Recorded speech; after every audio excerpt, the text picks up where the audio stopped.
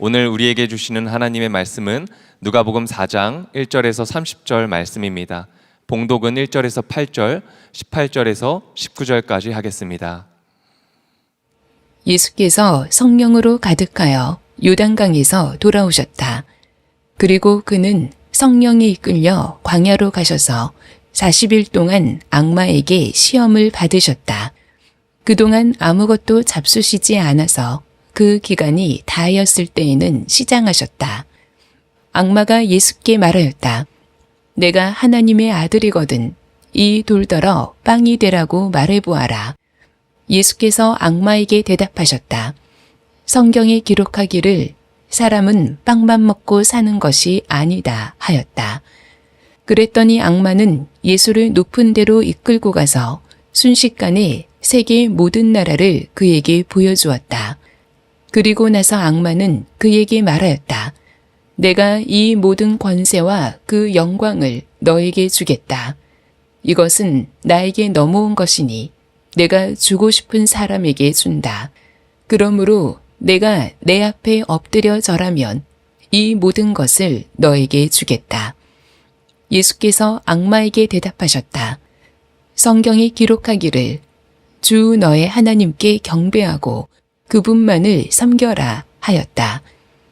주님의 영이 내게 내리셨다.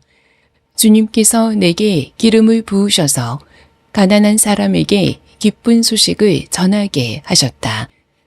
주님께서 나를 보내셔서 포로된 사람들에게 해방을 선포하고 눈먼 사람들에게 눈뜸을 선포하고 억눌린 사람들을 풀어주고 주님의 은혜의 해를 선포하게 하셨다.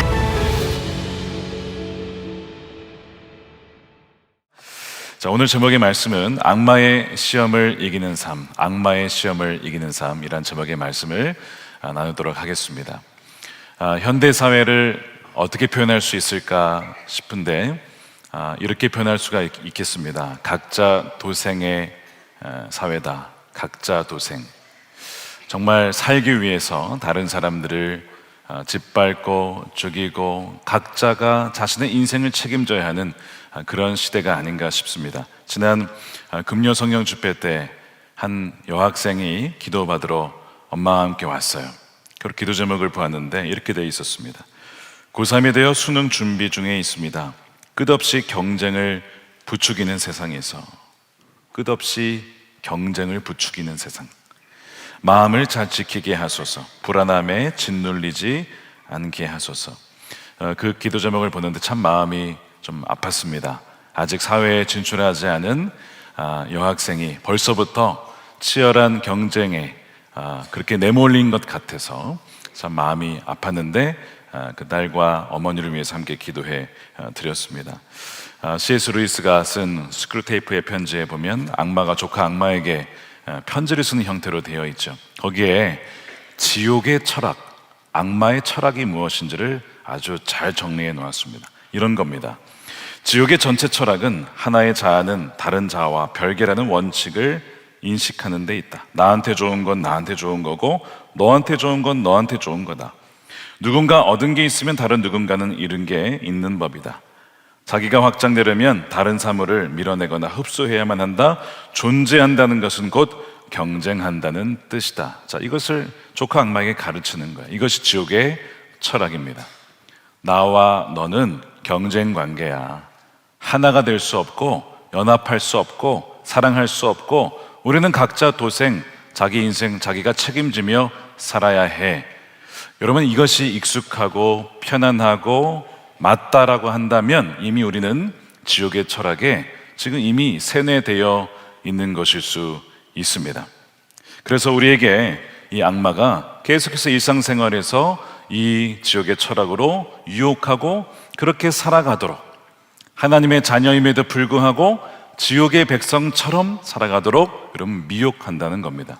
참 무서운 것은 이 악마가 예수님에게도 다가와서 그렇게 시험했다는 것입니다. 2절에 보니까 악마에게 예수님이 시험을 받으셨다라고 되어 있는데 이 시험하다라는 단어가 페이라조라고 되어 있습니다.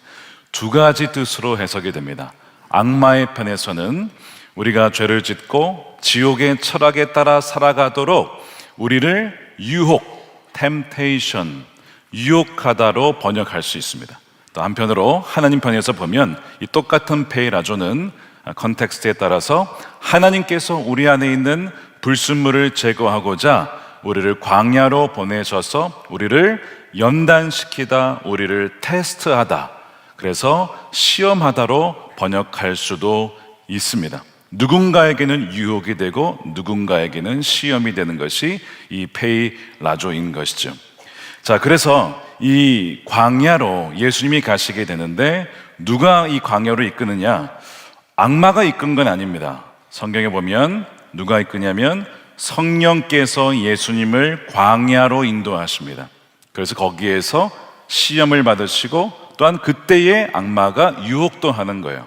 근데 여러분, 그 광야라는 것이 성경적으로 어떤 의미냐? 이런 광야는 아담과 하와가 하나님 말씀을 지키지 못하고 뱀의 유혹에 넘어가서 쫓겨난 곳이 광야입니다. 또한 이스라엘 백성들이 출애굽 이후에 하나님을 신뢰하지 못하고 원망하고 시험하다가 죽은 곳이 광야입니다. 그러니까 여러분이 광야라고 하는 것은 이스라엘 백성들이 실패한 곳이고 첫 번째 아담이 실패한 곳이기도 하죠. 바로 그곳에 참 이스라엘이시고 둘째 아담이신 예수님이 성령에 의해서 시험을 받으러 가는 거예요. 왜냐? 다 실패하는 것이 아니라, 사람은 실패하지만 아니야, 이길 수 있어, 그것을 보여주고 또한 검증받기 위해서 또한 간 것이죠. 자, 지금까지 온 인류를 이 악마는요 아주 효과적인 방법으로 유혹해왔고 넘어뜨려왔고 자신의 지옥의 철학을 심어왔습니다. 자, 이 악마의 시험에 세 가지 종류가 있어요. 세 가지 방식이 있습니다. 그것이 무엇이냐? 다 P로 시작하는데 바로 첫 번째는 공급, provision, 두 번째는 권세, power, 세 번째는 보호, protection. 이 세 가지를 가지고 우리에게 유혹한다는 겁니다. 어떻게 하면 우리가 이 유혹을 이길 수 있을까? 예수님은 어떻게 이 시험을 이기셨는지 오늘 말씀을 통해 함께 살펴보고자 합니다. 첫 번째 시험은 바로 공급에 대한 시험입니다. 40일을 줄이신 예수님께 굉장히 힘든 상황에서 악마가 와서 이렇게 이야기를 하는 거예요. 3절입니다. 악마가 예수께 말하였다. 내가 하나님의 아들이거든 이 돌더러 빵이 되라고 말해봐라. 이 돌을 빵으로 바꿔라. 그래서 너를 위하여 기적을 베풀어서 그렇게 지금 결핍을 채우라고 지금 얘기하는 것이죠. 자, 내가 하나님의 아들이거든 이라는 말은 악마가 예수님이 하나님의 아들이심을 몰라서가 아닙니다. 잘 알죠. 잘 아니까 지금 다가와서 유혹하는 겁니다. 근데 왜 만일 하나님의 아들이여 이런 얘기를 하느냐? 너가 하나님의 아들인 건 내가 아는데 너가 진짜 하나님의 아들이니까 너의 그 특권 있지, 너의 능력 있지, 그걸 가지고 하나님 없이, 하나님 의지하지 말고 뭐 하라는 거예요? 결핍을 채워라. 너의 능력, 경험, 재능 그거 가지고 너의 결핍을 스스로 채워. 이것이 바로 악마의 교묘한 유혹인 것입니다. 자, 이것이 어떤 때의 유혹이었습니까? 아담에게 너도 하나님처럼 될 수 있어. 그러면 하나님 의지하지 않아도 되잖아. 똑같은 유혹이었습니다. 그래서 너 지금 이거 못 먹게 하지? 결핍이 있지? 먹어야 돼. 너가 스스로 먹으면 하나님처럼 되는 거야. 그 유혹을 지금 예수님께 그리고 우리에게도 한다는 겁니다. 우리가 결핍을 당할 때에 악마는 시험을 합니다. 자, 이 배경이 이스라엘 광야 배경이라고 말씀을 드렸습니다. 출애굽기 16장과 민수기 11장에 보면 이스라엘 백성들이 출애굽 이후에 결핍을 경험하죠. 출애굽 때 그렇게 하나님을 찬양하던 백성들이 이 먹을 것이 없어지니까 언제 그랬냐는 듯이 하나님께 원망합니다. 야, 우리에게 지금 먹을 것이 없어 죽게 생겼다. 우리 이러려고 지금 광야로 데려왔냐라고 막 하나님께도 모세에게도 막 그 불평을 쏟아놓죠. 하나님께서 그래도 그 백성들의 이야기를 들어주시고 참 너그러우신 분이에요. 그래서 만나를 주시는 거예요. 여러분, 우리가 이제 이 결핍을 당할 때 우리의 이 신앙의 본질을 중심을 깨닫게 됩니다. 문제가 없을 때는 괜찮아 보이지만 결핍을 당했을 때에 내 입술에서 기도가 나오고 찬송이 나오느냐 아니면 원망이 나오느냐를 보면 나의 영적인 상태를 알 수가 있죠. 그래서 이제 그런 원망에 대해서 그래도 하나님은 공급해 주셔서 만나를 주셨어요. 여러분, 근데 만나에 또 만족을 못 하는 거예요. 여러분, 만나가 하나님께서 주신 그 모든 영양분이 다 들어 있었거든요. 근데 왜 불평하느냐 한번 생각해 보세요. 그럼 만나가 과자 같은 건데, 여러분 오늘 아침 식사가 시리얼, 자, 점심 뭐예요? 시리얼. 저녁은 뭐예요? 시리얼. 내일도 시리얼. 우유도 없어요, 시리얼을. 여러분 그렇게 드셔보세요 한번. 드시겠어요? 그래서 40년간 아무도 그렇게 못할 겁니다. 그러니까 고기도 먹고 싶다 이거예요. 하나님이 또 들어주셔서 메추라기를 보내주셨어요. 그래서 이제 이 단백질, 프로틴을 공급받는데, 이게 또 여러분 한 가지만 계속 먹으면 얼마나 지겹습니까? 생각해 보세요. 아침도 치킨, 점심도 치킨, 저녁도 치킨, 내일도 치킨. 그러다가 날개 달릴 것 같아, 치킨 먹다가. 한두 번이지 그거를 어떻게 계속 같은 음식을 먹냐 이겁니다. 생각해 보면 이스라엘 백성들의 원망과 불평이 굉장히 이해가 되는 것이죠. 근데 여러분, 사실 말씀드린 것처럼 뭐가 없습니다. 결핍을 당할 때에 우리는 하나님의 공급하심과 선하심을 의심하기 쉽습니다. 벌써 몇 주 됐거든요. 우리 교회 한 성도님이 저에게 편지를 보내셨어요. 사고를 당하시고 생계가 끊어진 참 안타까운 상황 속에 있는 분이신데 저에게 이런 얘기를 하시는 겁니다. 국가 긴급 생계비를 신청했는데 거절을 당하셨다는 거예요. 목사님, 준비하던 사업은 예기치 못한 사고로 불투명해졌고 하나님이 이 사업을 원치 않으시는 걸까라는 혼란이 저를 짓누릅니다. 게다가 아들이 어제 신체 검사를 받았는데 심리평가 이상으로 6개월 이상 정신과 집중치료가 필요하다는 소식이었습니다. 참 마음이 아프셨을 것 같아요. 경제적 풍랑을 마음 여린 아들이 온몸으로 막아내고 있었다는 사실에 가장으로서의 자책감이 전장의 파편처럼 가슴에 박혀옵니다. 딸아이는 학원비 이야기를 꺼내며 하나님의 존재에 회의가 든다고 하는데, 평생 제가 신앙을 지켜왔는데 아비인 저는 단 한마디도 확신을 줄 수가 없었습니다. 저의 상태는 고립된 전장의 군인 같습니다. 쏠 탄환도 없고 몸을 숨길 엄폐물도 없이 적진 한가운데 홀로 놓여져 있는 것 같습니다. 말씀을 펴도 글자만 맴돌고 기도를 드려도 허공을 치는 것 같습니다. 잿더미 위에 기와 조각으로 몸을 긁어대던 욥의 절대적인 고독과 고통의 무게가 지금 제 삶의 무게와 맞닿아 있는 것 같습니다. 광야에 놓여 있는 것입니다. 하나님의 시험과 동시에 마귀의 유혹이 찾아오는 시간과 공간이죠. 많은 분들이 이러한 광야 가운데 놓여 있습니다. 그리고 그 굶주림의 고립의 한복판에 악마가 찾아와서 하는 유혹이 뭡니까? 하나님이 공급해 주지 않으시니까 너가 내 힘으로 네 공급을 채워야 돼, 결핍을 채워야 돼. 그러면서 계속 이 악마가 뭐에 집중을 하게 하냐면 절대로 하나님께 집중 못하게 합니다. 뭐에 집중하게 하냐면 돈. 너 그거 없으면 너 불쌍한 존재야. 너 그거 없으면 하나님이 너 버린 거야. 이런 식으로 계속 거기에 시야를 계속 그 문제에 집중하게 만들어서 절대로 하나님께 집중하지 못하게 만드는 것이 마귀의 방식이죠. 그러면서 우리에게 이런 얘기하는 거예요. 내 하나님이 어디에 있느냐? 너의 아들이 아플 때, 내 딸이 학원비 내지 못할 때에 공급해 주지 않는 하나님이 진짜 하나님 맞느냐라고 하면서, 그러니까 당장 너의 힘으로 돌을 빵으로 만들어 먹어야 돼. 원래 인생은 그런 거야. 이렇게 악마가 속삭이는 거예요. 여러분, 혹시 지난주에 한 주간 동안 이런 비슷한 좌절과 음성과 유혹을 들으셨다면 여러분, 그것이 바로 악마의 유혹입니다. 여러분들에게 다가온 유혹인 거예요. 생존의 두려움이 우리의 목을 조를 때에 무너진다는 것이죠. 텅 빈 장구 앞에서 우리는 그 유혹 앞에 여지없이 쓰러지고 만다는 겁니다. 자, 우리는 이길 수가 없어요. 우리는 절대 마귀를 우리는 스스로 이길 수가 없습니다. 그래서 누가 오신 겁니까? 예수님이 광야에 오신 거예요. 첫째 아담은 실패하기 때문에. 우리도 첫째 아담의 후손으로서 그 육신의 본성을 갖고 있거든요. 우리는 다 실패할 수밖에 없어요. 질 수밖에 없어요. 그래서 둘째 아담이신 예수님이 광야에 들어가셔서 이 악마의 유혹에 대하여서 대항을 하시는데 뭐라고 말씀하시냐면 사람은 빵으로만 사는 존재가 아니다. 사람은 먹는 것으로만 사는 존재가 아니라고 말씀하는데 이 말씀을 인용한 것이 바로 신명기서 8장 3절이죠. 주님께서 당신들을 낮추시고 굶기시다가, 자, 이거는 하나님의 시험입니다. 주님께서 낮추셨대요. 주님께서 굶기셨대요. 우리 마음속에 누가 있는지를 보게 하시려고. 때로는 하나님께서 우리를 광야로, 성령이 예수님을 광야로 인도하셨잖아요. 주님께서 우리를 그렇게 인도하실 때가 있다는 거예요.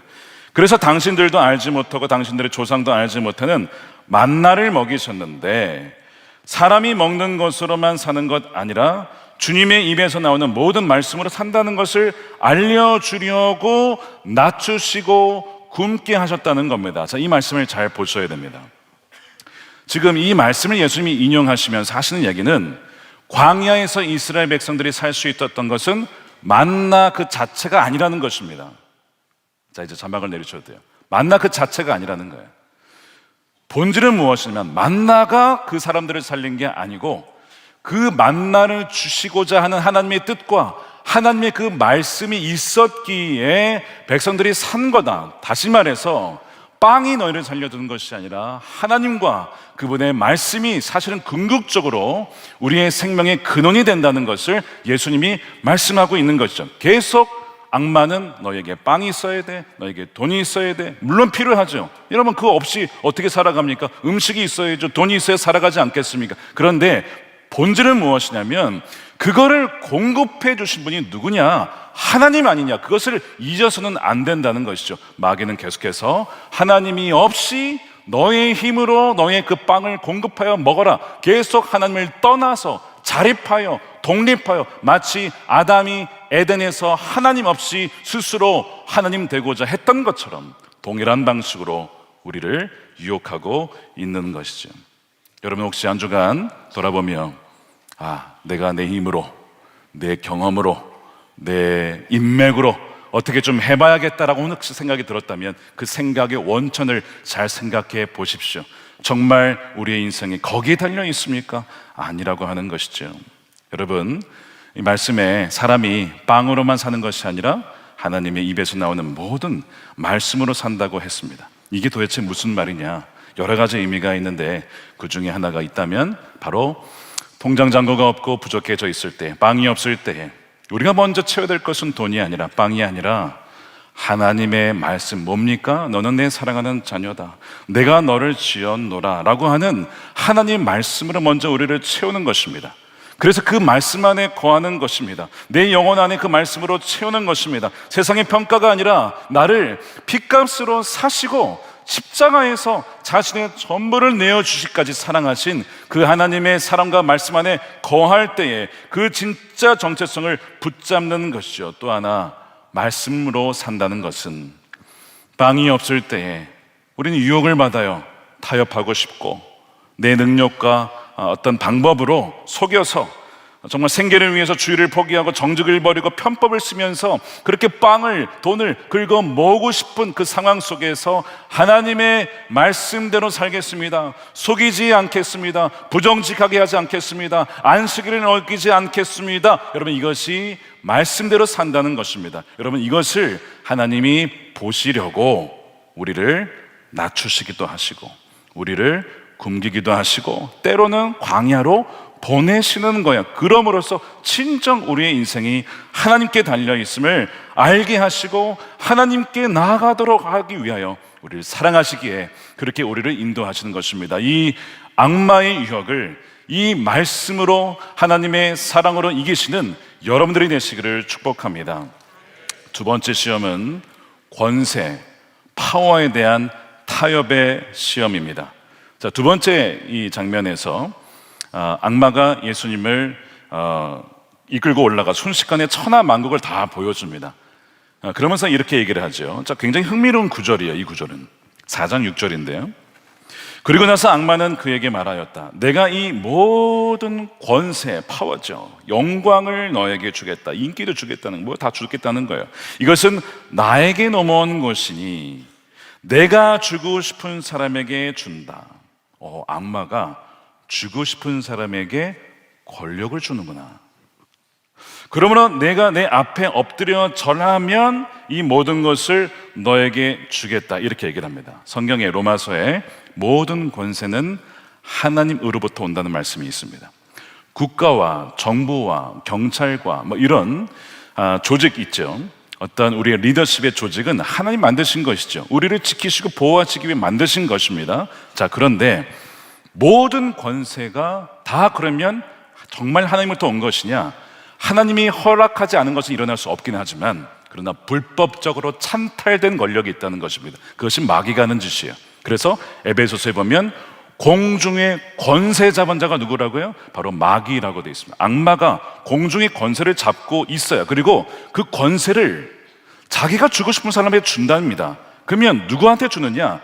나와 있죠. 자기에게 절하는 사람. 절한다는 얘기는 악마의 방식을 수용하고 받아들이는 자에게 준다는 겁니다. 그 방식이 뭡니까? 거짓말, 폭력, 사기, 교만, 이기심, 이런 방식에 동의하면 권력을 주겠다는 거예요. 예를 들면 여러분 히틀러의 권력을 생각해 보십시오. 악마가 준 권세 아니겠습니까? 사람들을 선동하고 속여서 얻은 권세, 마귀의 방식에 절했기 때문에 마귀가 일시적으로 준 거예요. 수백만 명이 죽었습니다. 그래서 독일의 사람들이, 끼어있는 사람들이 저항했죠. 그 중 한 명이 본회포였습니다. 어찌되었든 이런 권세가 있다는 거예요. 이게 굉장히 매력적인 겁니다. 힘이라고 하는 것은 마치, 왜 이게 매력적이냐면 내가 신이 된 것 같거든요. 권세가 있으면요, 신이 된 것 같아요. 말만 하면 다 움직여요. 말만 하면 뭐든지 해결할 수 있는 것 같아요. 그래서 매력적인 겁니다. 그래서 많은 사람들이 넘어가게 되는 거예요. 많은 사람들이 마귀에게 절을 하는 겁니다. 이제 이 마귀가 이 얘기를 왜 하냐면, 이스라엘 백성들이 뭐 했습니까? 금송아지 섬겼어요. 이스라엘 백성들이 가나안 땅에 가서는 야훼 하나님은 광야에서는 먹힐지 모르겠지만 가나안 땅은 농경사회니까 이 땅의 신을 섬겨야지. 그게 누구야? 바알과 아세라래. 비를 내려준대. 그래. 그럼 바알과 아세라 섬겨야지. 그래서 하나님도 섬기고 바알과 아세라도 섬긴 겁니다. 혼합주의 신앙이 거기서 발생하게 된 거예요. 자, 이래서 이스라엘 백성들이 하나님께 진노를 사게 되죠. 우상 숭배를 하나님이 가장 싫어하세요. 여러분 십계명 읽어보십시오. 첫 번째, 두 번째, 세 번째 다 뭐에 대한 거예요? 다 우상 숭배에 대한 얘기입니다. 그토록 하나님이 싫어하시는 건데 이스라엘 백성들이 그 유혹에 넘어가게 되는 거예요. 그래서 지금 이 말씀을 가만히 보게 되면 이 1세기 유대인들도 이 로마의 권세 아래 있다 보니까 어떤 마음이 들었냐면, 이 권력을 얻어서 우리도 좀 뒤집어 보자. 그래서 원했던 메시아가 정치적인 메시아입니다. 힘 있고 권세 있고 능력이 있는 메시아를 원했어요. 그래서 예수님을 왕으로 삼고자 했던 구절이 굉장히 많이 나오죠. 자신들이 왕으로 삼고자 그때마다 예수님은 거절하십니다. 왜요? 그들이 정치적인 권력으로 나를 왕으로 삼으려 했던 것을 예수님은 아셨기 때문입니다. 예수님이 그런 메시아가 아니었어요. 예수님은 어린 양처럼 십자가에서 죽으시는 방식으로, 원수를 사랑하는 방식으로 하나님 나라를 오게 하시는 그런 메시아였거든요. 그러니까 나중에 알고 나니까 힘이 없네, 이거 아니야, 그러면 죽여버리는 거예요, 예수님을. 자, 이것이 권세의 유혹입니다. 악마는 지금 예수님께도 그 세상 사람들이 원하는 영웅이 되어라 라고 지금 유혹하는 거예요. 십자가 지지 마. 왜 죽으려고 해? 왜 힘든 길 가려고 해? 한 번만 나에게 절하면 내가 다 준다니까, 이거 너에게.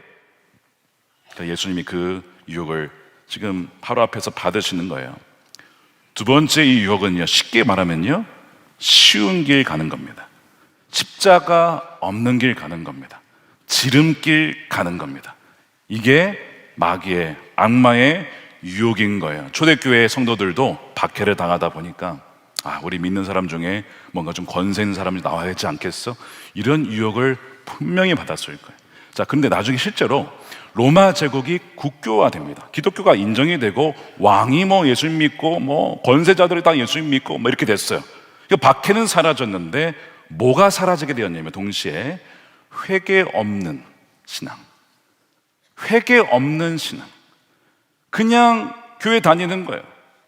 자기 부인 없어도 돼요. 십자가 안 져도 돼. 그냥 그리스도인이 되다가 그러다가 죽는 거죠. 여러분 속는 겁니다. 그게 서서히 기독교가 오히려 약화되죠. 복음의 그 능력을, 십자가의 능력을 잃어버리게 됩니다. 그렇게 무너지게 되는 거예요. 꼭 권력을 얻는 게 꼭 좋은 것만은 아니라고 하는 거죠. 그러다 보니까 정치와 종교가 기독교 역사를 보면 때때로 함께 힘을 모읍니다. 정치 입장에서도 종교의 힘이 필요해요. 왜요? 돈이 많죠. 이단들도 보세요. 가리질 않습니다. 이단들 돈도 많죠. 어찌나 이렇게 부동산이 많은지 몰라요. 부동산도 있죠. 게다가 사람이 얼마나 많습니까? 다 수예요. 표예요, 표.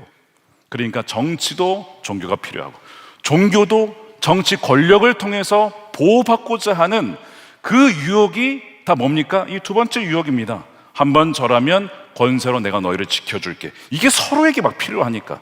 그래서 종교와 정치가 함께 결탁이 되면요, 가장 암흑기가 찾아옵니다. 참 어두운 시기가 찾아와요. 흔히 정치적, 사회적 권세를 얻어야 하나님의 일을 할 수 있다, 이런 얘기를 합니다. 맞는 말이기도 하고 틀린 말이기도 합니다.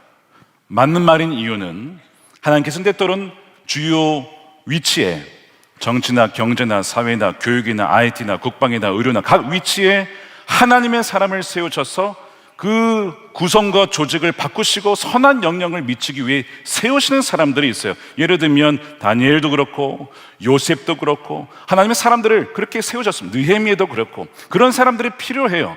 그런 사람들이 그 위치에서 해야 될 일이 있습니다. 그런 점에서 그리스도인들이 그 위치를 차지해야 되죠. 이것을 고지론이라고 불러요. 그런데 다 그런 건 아닙니다. 다니엘은 총리 되고자 했던 사람이 아니죠. 하나님이 그냥 세워주셔서 사명으로 한 것이지 내가 그 권세를 얻어야겠다 그렇게 해서 올라간 사람이 아닙니다. 게다가 오히려 모세는요, 이집트 왕자임에도 불구하고 하나님 거기서 오히려 꺼집어 내셨어요. 너 거기서 나와야 돼. 들어가는 게 아니고 오히려 나오라고 끄집어 내셨습니다. 그게 출애굽이잖아요. 이런 게 있기 때문에 하나님의 일을 하려면 무조건 권세가 있어야 된다는 것은 맞기도 하지만 틀린 말입니다. 여러분 거기에 잘 분별을 하셔야 돼요. 내가 다니엘과 요셉과 같이 그곳에서 신앙을 지키며 하나님 말씀대로 살아갈 수 있는 그 능력과 지혜와 그 신앙이 견고하게 세워져 있느냐, 아니면 그 위치에 가면 유혹을 받고 사탄에게 절하여서 결국 굴복하게 될 것이냐를 여러분 잘 보셔야 됩니다. 게다가 다니엘과 세 친구들이 같이 있었잖아요. 혼자 하는 게 아닙니다. 그런 동역자들이 여러분 있으십니까? 그러면 가십시오. 그러나 아니라고 한다면 여러분 높은 봉우리는요, 엄청나게 바람이 세차게 부는 것입니다. 유혹의 바람이 얼마 센지 몰라요. 돈의 유혹, 권세의 유혹, 성적 타락의 유혹, 한 번만 딱 하면 돼. 이 유혹이 얼마나 많겠습니까? 그래서 여러분 우리가 잘 볼 때에 하나님의 영광을 위해서라는 명분을 내세우면서 그 권력을 얻기 위해 그냥 쉬운 길, 세상의 악한 방식, 거짓과 편법과 타인을 짓밟는 경쟁과 비방과 욕설과 타인을 악마화하는 그 일에 정당화하고 있다면 이미 죄송하지만 악마에게 절을 하고 있는 것입니다. 십자가에 자기 부인이 빠진 세상의 성공은 결코 하나님을 영화롭게 할 수 없는 것이죠. 하나님의 일을 위해, 하나님 영광을 위해 한다고 하지만 한번 가만히 생각해 보면 사실은 나를 섬기는 것일 수 있습니다. 나를, 자신의 야망과 탐욕을 그렇게 포장한 것일 수도 있어요. 나 자신을 확장하기 위해 이 지옥의 철학을 기독교라는 이름으로 포장한 것일 수 있다는 것을 우리는 봐야 된다는 겁니다. 그래서 어떻게 그것을 알 수 있느냐? 이것이 십자가의 길이냐, 이것이 쉬운 길이냐, 이걸 통해 분별하면 되는 거예요. 두란노에서 이번에 나온 하나님 마음에 맞는 사람 책에 보면 25장 챕터에 다윗이 쉬운 길로 가고 싶은 유혹을 맞닥뜨립니다. 언제입니까? 엔게디 동굴에 사울이 찾아왔을 때. 그 사울은 제거해야 될 악한 왕이잖아요. 부하들이 한 목소리로 왕이시여, 하나님의 뜻입니다. 하나님이 주신 기회입니다. 지금 죽이고 권력을 쟁취하십시오. 당을 차지하십시오. 지금이 기회입니다. 그렇게 얘기를 하거든요. 그 다윗이 얼마나 갈등했을까. 여기서 사울 죽이면 이제 고난 끝. 나는 이제 왕이 되고 이제 무슨 고난과 십자가 다 필요 없는데 그런 유혹을 받지 않았겠습니까? 거기에 이렇게 썼어요. 엔게디 동굴의 사건은 악을 처단하도록 하나님이 다윗에게 주신 기회처럼 보인다. 단 하나를 제외하고 모든 상황과 여건과 욕망의 이정표는 지금 사울을 죽이는 것이 옳다라고 가리키고 있다. 근데 단 하나가 아닌데 그게 뭐냐면 말씀이다. 주님은 다윗에게 사울을 마음대로 처리하라고 말씀하신 적이 없다. 말씀을 제외한 모든 주변 환경과 사람과 우리의 갈망이 한 방향을 가리킬 때 우리는 이것을 하나님의 뜻이라고 믿고 싶은 유혹을 받는다. 그러나 그것은 오히려 하나님의 뜻을 이룰 기회로 가장된 기회가 아니라 유혹일 수 있다. 안타깝게도 우리는 욕망과 상황을 하나님의 뜻과 자주 혼동한다. 말씀은 그런 말씀을 주신 적이 없는데 다른 모든 것이 한 방향을 가리키니까 그래, 권세를 얻는 것이 하나님의 뜻이야 라고 덮고 포장하는 유혹. 감사하게도 다윗은요 분별을 했어요. 기름 부음 단자를 죽이는 것이 하나님의 뜻이 아니라고 분명히 말씀했습니다. 나는 죽이지 않겠다. 자, 이 시험을 2번 당하죠. 한 번 더 사울을 죽일 수 있었던 때에 그때도 똑같이 사울을 죽이지 않고 풀어줄 때에 사실상 다윗의 광야는 거기서 끝난 겁니다. 그 다음 장에 이제 사울이 죽게 되어지지 않습니까? 여러분 이제 그 장면을 잘 보면 다윗이 그 유혹을 거절한 것처럼 다윗이 그 유혹을 받았다가 거절한 것처럼 지금 예수님도 더 나은 다윗인 주님께서 비슷한 유혹을 지금 받은 거예요. 마귀에게, 악마에게. 근데 예수님이 어떻게 거절을 하십니까? 이렇게 얘기를 하십니다. 예수께서 악마에게 대답하였다. 성경에 이르기를 주 너희 하나님께 경배하고 그분만을 섬겨라.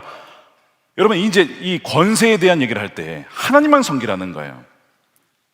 이 말씀이 무슨 의미냐?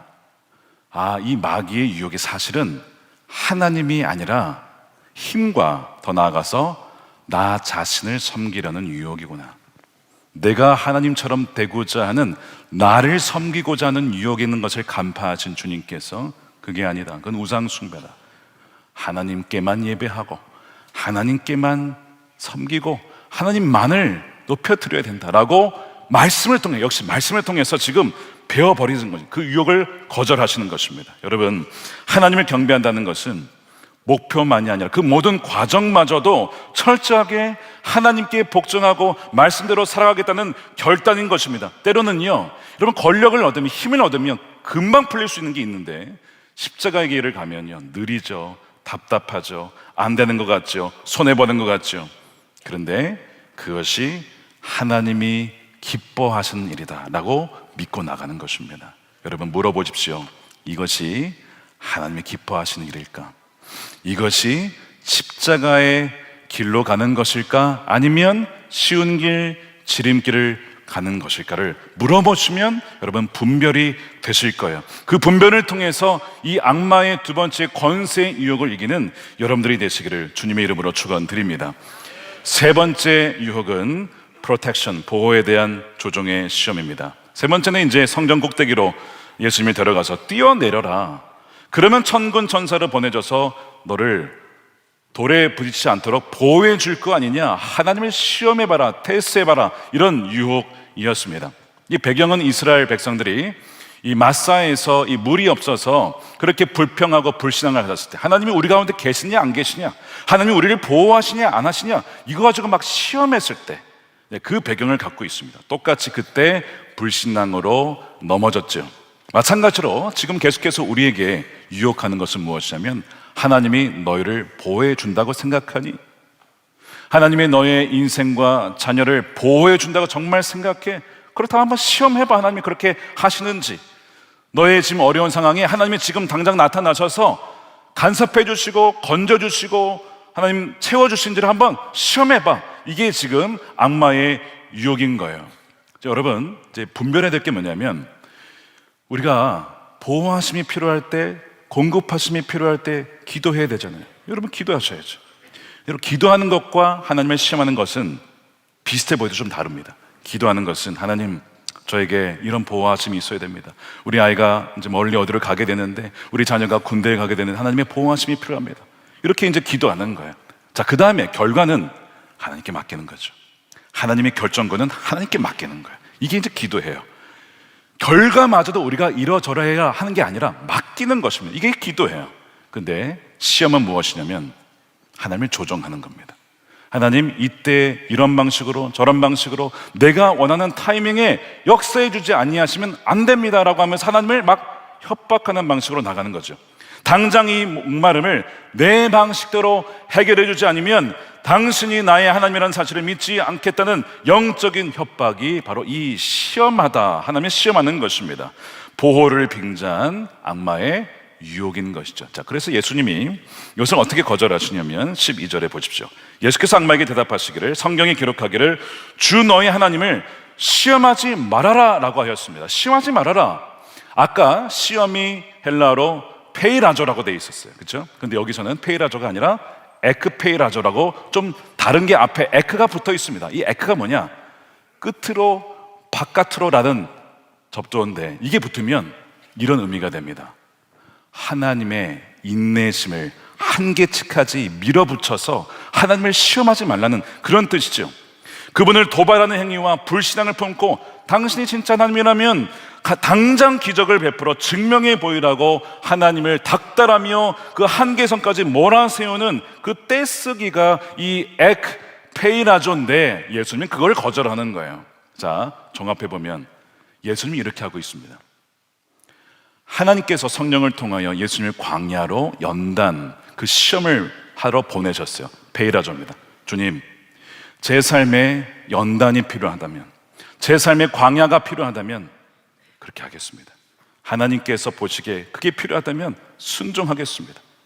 자, 예수님은 페이라조에는 순종하셨어요. 근데 두 번째, 하나님을 시험하는, 하나님의 인내심을 한계치까지 시험하는 에크페이라조는 뭐 하신 거예요?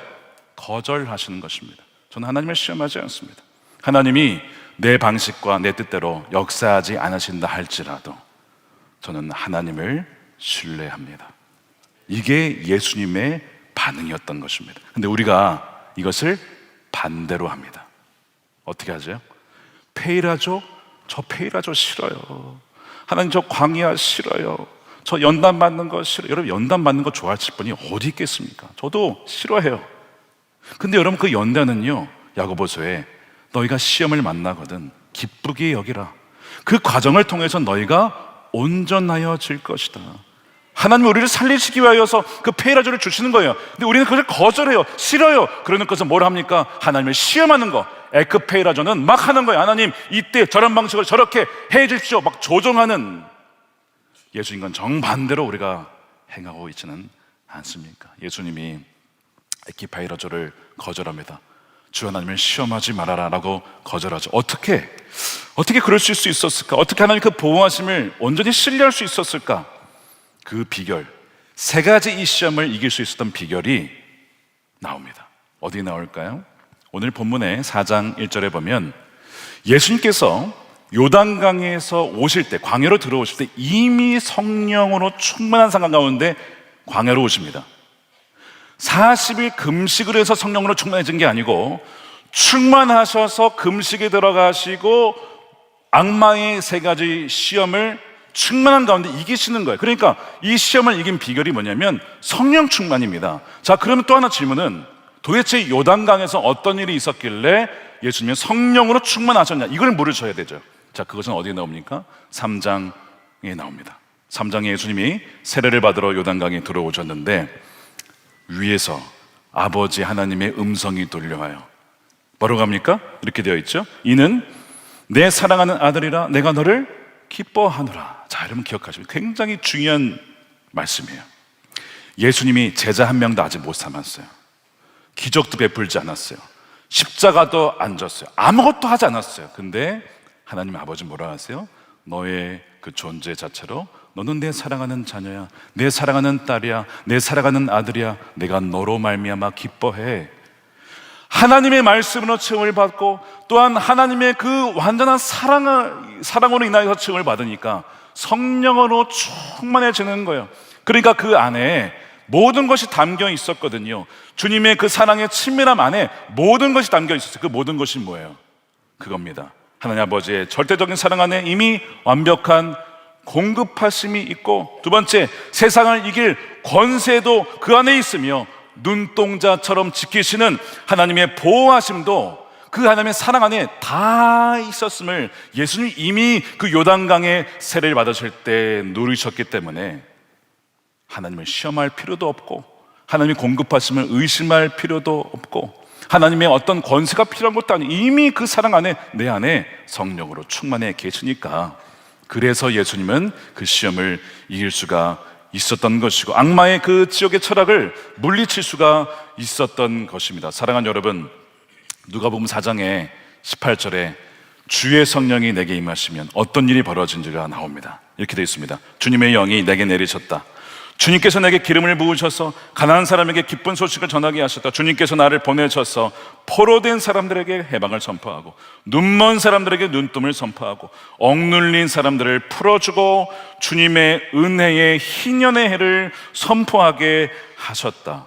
주의 성령이 임할 때에 너를 위해서, 너만을 위해서 하나님이 없이 십자가 없이 살아라는 것을 거절하며 이웃을 위해, 가난한 자들을 위해, 포로된 자들을 위해서, 눈먼 자들을 위해서, 억눌린 사람들을 위해서 그들을 자유케 하는 그 놀라운 증인으로 쓰임받게 된다는 것입니다. 사랑하는 여러분, 이 놀라운 은혜가 여러분들 가운데 부어지게 되기를 축복합니다.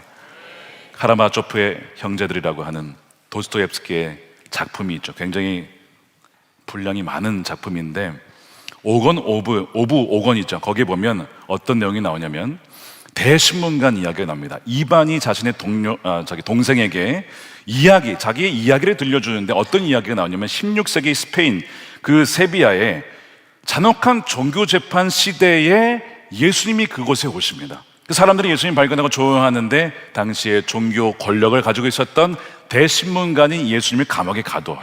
그리고 감옥에 가둬서 예수님께 이렇게 모질게 막 독백과 어떤 그 비난을 퍼부으면서 이렇게 조롱을 합니다. 당신은 광야에서 악마의 제안, 기적과 신비와 그 권력을 받아들였어야 했다. 사람들은 빵을 주고 기적을 주고 보여주고 권력으로 통제한 자를 신으로 여기는데 왜 당신은 그 쉬운 길을 버렸냐? 왜 그 쉬운 길을 버리고 인간에게 무거운 십자가와 선택의 자유를 주어서 이토록 고통스럽게 만들었는가? 라고 하면서 그 대신문관이 예수님을 막 신문하면서 조롱하는 장면이 나와요. 예수님이 그 모든 악의적인 이야기를 다 듣다가 조용히 그 신문관에게 입을 맞춥니다. 악을 악으로 갚지 않고 지옥의 철학에 따라서 나를 해하는 자들을 더 갚아주어지는 그런 지옥의 철학의 방식이 아니라 원수마저도 품어주는 그 예수님의 사랑으로 그 지옥의 철학을 잠재해 오신 그 장면이 바로 그 5장에 등장을 해요. 저는 이것을 보면서 오늘날 우리 그리스도인들에게 한국교회에게 필요한 것이 이것이 아닌가. 악을 악으로 갚는 거 아니라 권세, 우리도 권세를 갖춰야 돼, 우리도 세력을 갖춰야 돼, 그렇게 대항하는 거 아니라 예수님처럼 어린 양 내어주고 용서해주고 그렇게 풀어주고 내어주며 원수도 사랑하는 그 삶을 통해서 like Jesus, 예수님이 그렇게 하셨던 것처럼 살아갈 때에 정말 많은 사람들이 브릿지 되시는, 다리 되신 예수님을 통하여 하나님께 나오게 될 줄로 믿습니다. 사랑하는 여러분, 오늘 말씀을 정리하면서 한번 우리 자신을 돌아봤으면 좋겠습니다. 우리가 이 시간 함께 좀 기도할 텐데 돌아봤으면 좋겠어요. 자, 3가지 유혹을 기억해 보십시오. 하나님의 공급하심에 대해서 나는 정말 신뢰하느냐? 나에게도 권세가 좀 있어야겠어. 그렇게 해서 악마에게 절하고 속임수와 폭력과 기만과 정말 이 마귀의 방식대로 수단과 방법 가리지 않고 명분은 좋은데 하나님 일을 하겠다고, 명분은 너무 좋은데 그 수단이 악마에게 절하여 나아가는 그런 수단은 아니었는가? 그리고 하나님의 보호하심을 빙자하여 하나님을 시험하여서 내 마음대로 조종하려고 했던 마음이 있다면 이 시간 우리가 회개했으면 좋겠습니다. 주님, 나도 모르게 지옥의 철학에 물들어 있었습니다. 지옥의 사람들이 살아가는 방식처럼 그렇게 정말 죽음의 방식에 저도 물들어 있었습니다. 주님, 이 시간에 주의 성령을 부어주시고 주의 기름을 부어주시옵시고 주의 말씀으로 충만케 하여 주셔서 하나님의 그 온전한 사랑 안에 거하여 두려움과 의심 때문에 마귀에게 절하여 살아가는 삶 아니라 온전히 하나님의 사랑을 신뢰하며 때를 따라 만나와 메추라기로 공급해 주시는, 보호해 주시며 우리와 함께 하시는 그 하나님을 신뢰하며 나가게 해달라고 우리 함께 이 시간 기도하도록 하겠습니다. 기도하겠습니다. 살아계신 아버지 하나님, 감사합니다. 아버지, 우리에게 얼마나 많은 은혜를 모릅니다. 주님이 우리 시간에 우리 많은 백성들 가운데 악마의 유혹으로 말미암아 가시고 자비로우신 아버지 하나님, 때로는 주님께서 우리를 낮추시고 또 우리를 깨우치기 위하여 광야로 보내실 때가 있음을 보았습니다. 폐일하죠. 우리는 그것을 거부하고 싶고 피하고 싶어 했습니다. 그러나 하나님께서는 우리에게 그 광야를 주신 것은 우리가 살아가는 것이 빵으로 사는 것이 아니라, 먹는 것으로 사는 것이 아니라, 우리에게 입을 것, 먹을 것, 그 모든 살아가는 존재의 근원이 하나님의 입에서 나오는 말씀에서 나온다는 것을 깨닫게 하시려고 그 가운데 보내심을 믿고 감사드립니다. 주님, 베일하저 우리를 광야로 보내실 때 아멘, 주님 시험을 만나거든 온전히 기쁘게 여기라, 그로 말미암아 우리가 온전케 된다고 주님 약속해 주셨으니 광야에 있는 하나님의 성도들과 백성들을 주님께서 성령으로 충만케 하여 주시고 하나님의 말씀으로 충만케 하여 주시옵소서. 성령으로 충만케 하여 주셔서 마귀의 시험과 유혹을 말씀으로 성령으로 충만하게 이겨내가는 하나님의 백성들이 되게 하여 주시옵소서. 그리하여 에크 베이에라죠, 하나님, 하나님을 시험하는 자 없게 하여 주시옵시고 하나님의 선하심과 하나님의 인자하심을 주여 신뢰하여 저들의 삶 가운데 만나와 메추라기로 불기둥과 구름기둥으로 언제나 함께 하시는 주님과 친밀하게 동행하는 하나님의 정결한 자녀들이 되게 하여 주시옵소서. 아버지 하나님, 그리하여 아버지 마귀에 굴복하며 절한 자 있습니까? 선한 뜻을 품었으나 하나님 힘이 없다라고 생각하여 혹시라도 거짓과 속임수로 마귀의 절한 자가 있다면 이 시간 회개할 때 용서해 주시옵시고 다시는 마귀에게 절하는 자 되지 않게 해주시고 하나님만 경배하며 하나님만 섬기는 하나님의 자녀답게 천국 백성답게 살아가게 하여 주시옵소서. 아버지 하나님, 이 시간에 11조로 감사헌금으로 또한 성경금과 건축헌금으로 주님께 올려드리오니 드리는 믿음의 손길을 기억하여 주시옵시고 하나님, 모든 것이 하나님이 우리에게 주신 것, 생명도 우리의 모든 재정도 우리의 건강도 주님이 잠시 주신 것임을 기억하여 하나님, 남은 시간이 얼마 많지 않음을 기억하여 헛되게 시간을 보내지 않게 해주시고 하나님의 뜻대로만, 하나님을 기쁘시게 하는 일에만 순종하여 살아가는 하나님의 백성들 되게 하여 주시옵소서.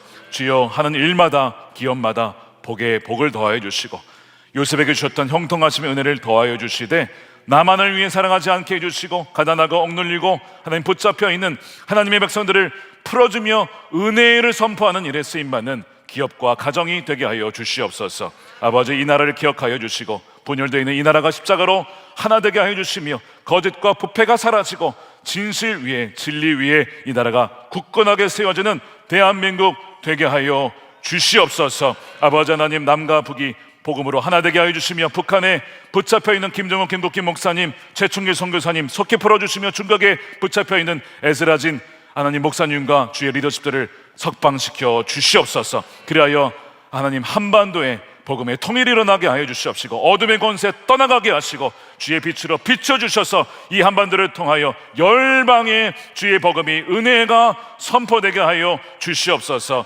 아버지 하나님, 우리 선교사님들을 기억하여 주시며 새 힘을 주시고 날마다 강건함을 주셔서 성령의 충만함으로 복음의 장벽이 무너지고 우리가 함께 그 일을 동참하여 나아갈 때에 주님이 오시는 그날 착하고 충성된 나의 종들아 참 잘하였도다 안아주시는 놀라운 은혜가 하나님 이 자리에 예비하는 한 명도 빠짐이 없이 그 은혜를 누리며 나아갈 수 있도록 축복하여 주시옵소서. 감사하며 우리 구주 예수님의 이름으로 기도드립니다.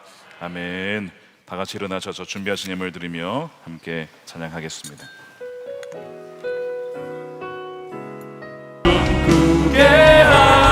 이 모든 영광 주님께 올려드립니다. 할렐루야.